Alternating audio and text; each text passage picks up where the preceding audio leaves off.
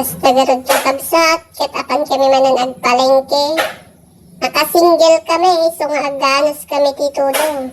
Medyo maulan na at talagang kailangan na namin ng lumabas at wala na kaming isasaing. Pero nakasingle kami.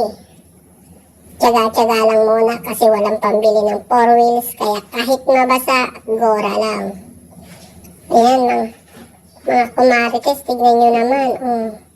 Ang ganda ng view dito sa amin. Talagang as in, nasa kabundukan.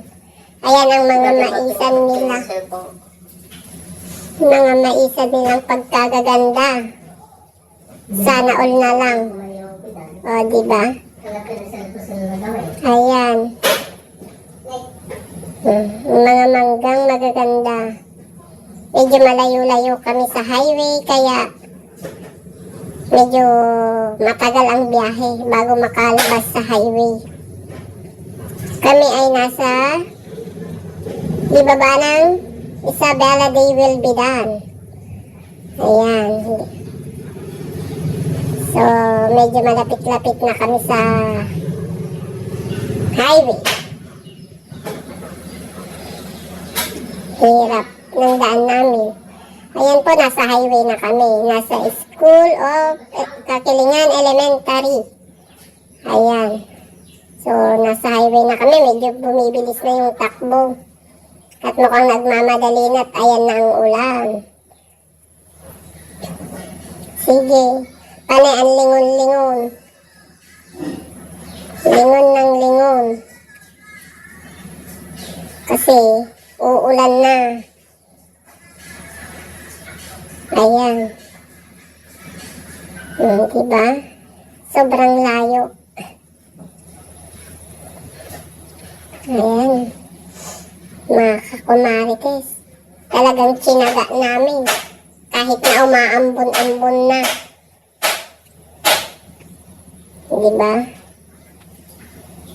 Tiyaga-tiyaga lang pag may time. At ayan, nakarating na nga kami. Ayan ang mga gulay. Sarap na sarap ako. Pero ang mahal. Kaya ayan, ang nabili ko lang ampalaya at bawang. Sobrang mahal ng gulay. Tignan nyo naman, nakakatakam, diba? Pero wala eh. Hindi kasya. At pumunta naman ako ngayon dun sa isdaan. Ayan, tignan nyo mga kamarites.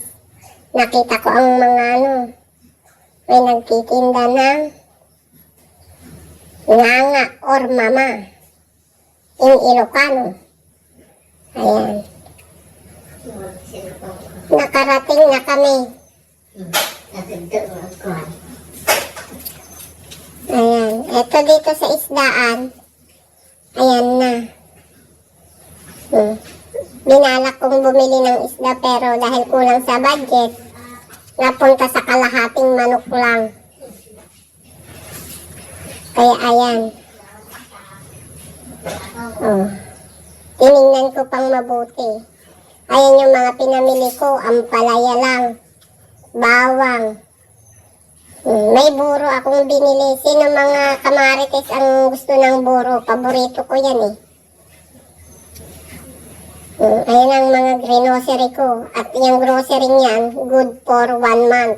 At kapag naubos ng wala pang 1 month, ay sisiguraduhin ko pare-pareho kaming tulala. May toyo, suka, asukal, at corned beef. Ayan, may sinigang na rin sa sampalok. Ayan. So, kailangan tipid-tipirin yan. Sinigang sa sampalok at ang corned beef. Ayan, ang sabon namin. Ayan, ang paborito nilang corned beef, CDO, Carne Norte. Yan lang ang gusto nilang corned beef. At kapag mag-aadobo, ayan, oyster sauce. Ang paborito nilang ilagay. At sa kape, dapat cream top. O, diba? May baking na rin. Talaga good for 1 month at great